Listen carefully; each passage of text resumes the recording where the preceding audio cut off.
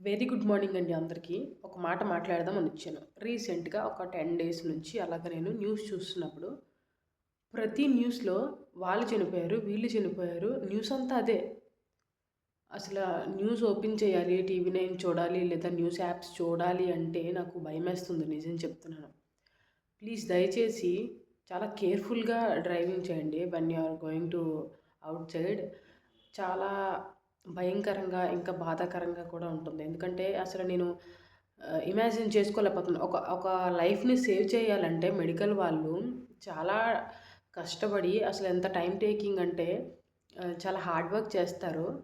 But నాకు అర్థం కావట్లేదు ఏంటంటే వితిన్ ఫ్రాక్షన్ ఆఫ్ సెకండ్స్‌లో ఎన్ని ప్రాణాలు కోల్పోతున్నారు అసలు. అది నాకు అర్థం కావట్లేదు నిజంగానే. ఎందుకంటే ఆహ్, ఫ్లైట్ క్రాష్ అయింది, బాంబ్ బ్లాస్టింగ్ అయింది. ఇవన్నీ ఉగ్రవాదులు అనుకోవచ్చు. రోడ్డు మీద ట్రాఫిక్, ఈ డ్రైవింగ్, ఈ రోడ్ ట్రాఫిక్ యాక్సిడెంట్స్ అవన్నీ ఎవరి వల్ల అవుతున్నాయి? ఇవి కూడా ఉగ్రవాదుల వల్ల అవుతున్నాయి అంటారా? కాదు కదా! మన వల్లే. Because of our negligence sometimes. ఆ! కొంచెం జాగ్రత్తగా ఉండాలి కదండీ! నేనొక క్లిప్ పెడతాను, ఇప్పుడు వీడియో పెడతాను. దీని కంటిన్యూషన్ చూడండి. విశాఖలో, గాజువాకలో అని వైజాగ్ కాబట్టి చెప్తున్నాను. వైజాగ్‌లో ఇప్పటివరకు అంత స్పాట్ డెడ్స్ చాలా రేర్ రీసెంట్‌గా. చూస్తుంటే ప్రతిసారి ఇంకా న్యూస్ అంతా 2 డేస్ నుంచి నేను స్క్రోల్ చేస్తుంటే ఇలా న్యూస్ మొత్తం న్యూస్ యాప్స్ అన్నీ సేమ్ ఆళ్ళు చనిపోయారు, వీళ్ళు చనిపోయారు. అసలు పోనీ హెల్మెట్ లేదు అని కాదు. ప్రాపర్ ట్రాఫిక్ రూల్స్ పాటించట్లేదా? లేకపోతే ఏంటి? దేనికోసం ఈ రోడ్ ట్రాఫిక్ యాక్సిడెంట్స్ నాకు అర్థం కావట్లేదు అసలు నిజం చెప్తున్నాను.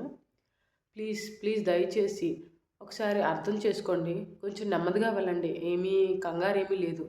ఆ! వెనకాతల మీ ఫ్యామిలీ మెంబర్స్ అందరూ కూడా మీకోసం చాలా ఇప్పుడున్న ప్రెజెంట్ సిట్యుయేషన్స్‌లో ఒక మనిషిని కోల్పోతే ఎంత కష్టం అంటే మిగతా family members they cannot survive. అంతే ఇంకా సింపుల్‌గా చెప్పాలంటే వాళ్ళు ఇంకా జీవించలేరు. ఇప్పుడున్న సిట్యుయేషన్స్‌కి ఎకనామికల్ ఇష్యూస్ అయినా, సోషల్ ఇష్యూస్ అయినా వాటెవర్ ఇట్ మే బీ అసలు వాళ్ళు బతకలేరు అంతే. ఎందుకంటే ఆ సిట్యుయేషన్స్ ఎలాగుంటాయో నాకు కూడా తెలుసు. ఎందుకంటే మా నాన్నగారు పోయినప్పుడు కూడా మేము చాలా ఫేస్ చేసామనమాట. దయచేసి అందరూ కూడా జాగ్రత్తగా ఉండండి. నేను ఇదే చెప్పాలనుకుంటున్నాను. న్యూస్ చూస్తున్న ప్రతిసారి నేను చాలా బాధపడుతున్నాను. ఎందుకంటే నేనొక్కదాన్నే బాధపడుతున్నానని కాదు. మిగతా వాళ్ళు కూడా ఆహ్, చాలా టెర్రిబుల్‌గా ఉన్నాయి.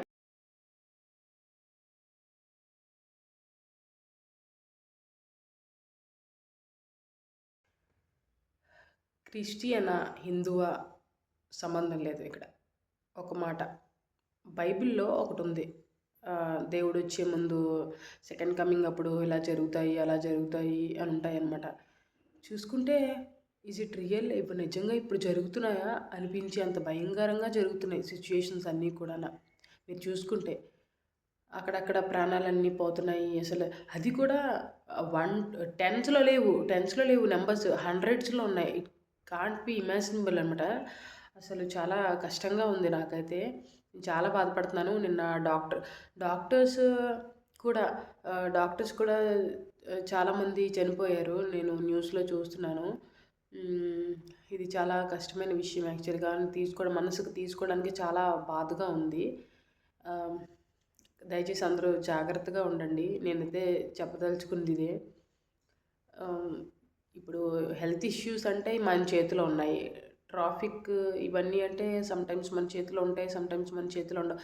బట్ రూల్స్, రెగ్యులేషన్స్ అన్నీ పాటించుకుంటూ కొంచెం జాగ్రత్తగా, నెమ్మదిగా వెళ్ళండి దయచేసి. మన వల్ల మన ఫ్యామిలీ మెంబర్స్ అందరూ కూడా సఫర్ అవ్వడం అది కరెక్ట్ కాదు.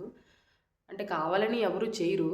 కానీ 100%లో ఒక 5% మనదైన సేఫ్టీ మెజర్స్ మనం పాటించడం చాలా ఇంపార్టెంట్. అది ఎంతగైనా సరే. దయచేసి నేను న్యూస్ చూసినప్పుడు అసల వాట్ ఈస్ గోయింగ్ ఆన్ నాకు అర్థం కావట్లేదు. ఎందుకంటే నేను ఎవరితో చెప్పాలి? నాకు నిజంగా చెప్తున్నాను. అందుకని మీతో షేర్ చేసుకుంటున్నాను ఈరోజు. మొత్తం ఈ న్యూస్ చూస్తే మీకు ఆల్రెడీ మీరు కూడా చూస్తున్నారు నాకు తెలుసు ఆల్రెడీ మీ అందరూ కూడానా. ఇంత ఇంత దారుణంగా అసలు ఎవరి చేతిలో ఉంది? ఇదంతా మన చేతిలోనే ఉంది. దయచేసి మనం ఛాన్స్ ఇవ్వొద్దు దేనికి కూడానా. మన ఫ్యామిలీ మెంబర్స్‌ని జ్ఞాపకం చేసుకుందాము. బయటికెళ్ళినప్పుడైనా ఏదైనా సరే whatever it may be prayer చేసుకోండి బయటికెళ్తున్నప్పుడు.